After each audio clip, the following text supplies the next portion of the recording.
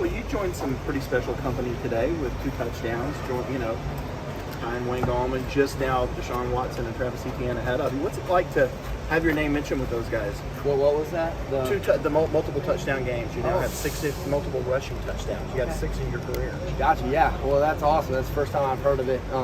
But yeah, just to be in the same conversation as any of those dudes is really, really impressive, and just really thankful for it. So I just gotta continue to do my thing, help this offense and this team in any way that I can, and hopefully some more records can be matched. Yeah, what's your overall assessment of how the offense played today? I thought we looked great. Came out early, really just followed the momentum that we ended with last week, which we were really happy with. 5 played a great game today. You know, I was so just thankful to be in the backfield with him. He's just leading the way so well. Really just, taking over, silencing the outside noise, and I'm just excited to see what we are going to do in the future, but was really pleased with today. Speaking of that, what was it like to get those beats from him talking about silencing the outside noise? And there's a message there, not only for himself, but for everybody else. Yeah, it's just the epitome of who DJ is.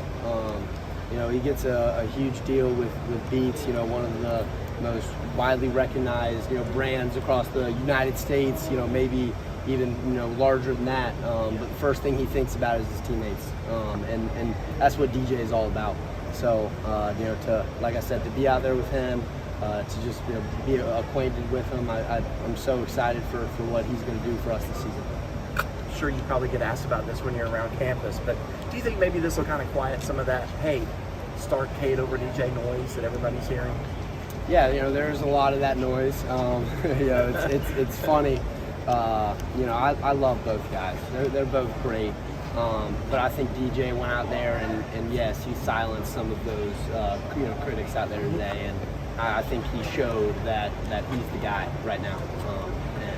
And I know everybody's going to rally behind him, and we're gonna follow 5 to the promised land. That's something I've been saying to him since last year.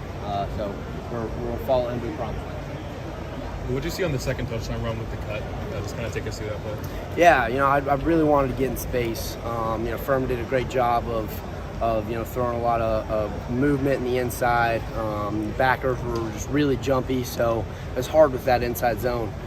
Finally, get a counter call. Great call by Coach Streeter, and just one-on-one with the safety, which that's all I can ask for as a running back, is a one-on-one matchup. If you give me that, then I'm very confident I can make something happen. So just followed Davis Allen, great block out by Marcus, and just did the easy part, which is going into the end zone. So you said you guys came in riding the momentum from the last game. What would it take to take the offensive performance up a notch to the next level? Yeah, I think it takes just making the big plays. We definitely left 3 or 4 big plays out there today that either stopped drives or didn't allow us to really continue that momentum. But if we can just make those huge plays that you see and carry on drives, get the crowd rolling, just get the energy up, I think that's really the next level for us is to not beat ourselves, 1, and 2, to make the big plays. Can you put a finger on what happened in the second half? It was 70 total yards. Yeah, it's tough. Furman had a lot of possession. You obviously have the punt return muff. There's a lot of things that went into it. A couple big drops. So just not really being Clemson, and that's what we've seen. But to go out there, handle our business. Defense couldn't get off the field on 3rd down, which is unlikely of them. It's not something that they usually have a problem with. So I have full confidence that they're going to get in the film room.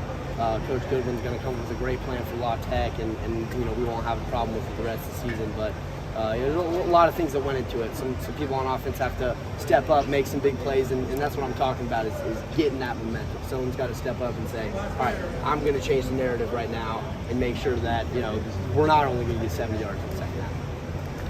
There will be a lot of people complaining this week, but you probably don't know this. Marshall went on the road, beat Notre Dame in South Bend. Mm-hmm. Appalachian State went on the road and beat Texas A&M in College Station. How hard is it this day, and especially early in the season, all the craziness, to just be happy with a win? Yeah, it's really hard. I think for us, we totally changed our perspective after last year because we had so many close games. We lost more than we would have liked to, but we had so many close games where we barely came out with a victory, and just changing that perspective and realizing that it's college football. No Saturday is a given Saturday. You're gonna have to play every single opponent with the same amount of respect and go out there and do your job, or you can be beaten. How much were you guys thinking about Ella while you were playing today? Every single time I ran out on the field. We had something planned for her today. Wasn't able to attend due to some complications, but we prayed for the Breesy family, prayed for Brian, Ella, countless times today, and all of our thoughts and prayers go out to her. We just want to see a smile on her face and for her hopes to be high. So we love you, Ella. We hope that everything's going well, and I hope you're doing well. From your perspective, how much more confidence is DJ playing with now, 2 games deep into the season?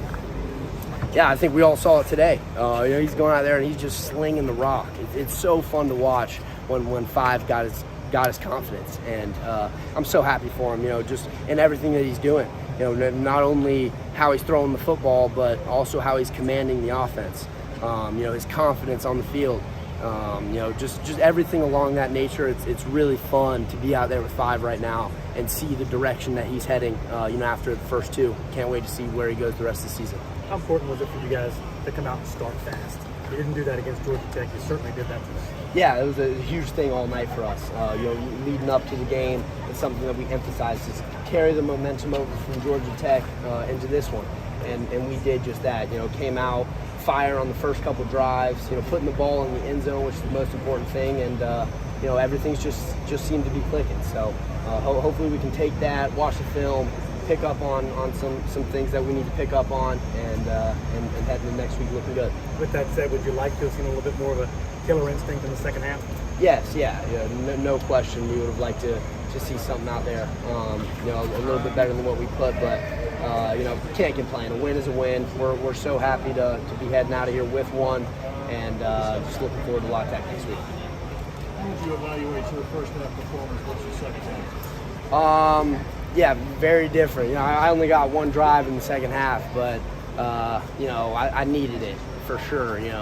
Like I said, in the first half, they did a great job of moving around in the inside, and all I really got was some inside zone touches. So to be able to kind of distribute it a little bit, get me in the open field, and all I asked for was one-on-one matchups. I feel very confident when I can get those. So definitely had a little bit more of those in the second half.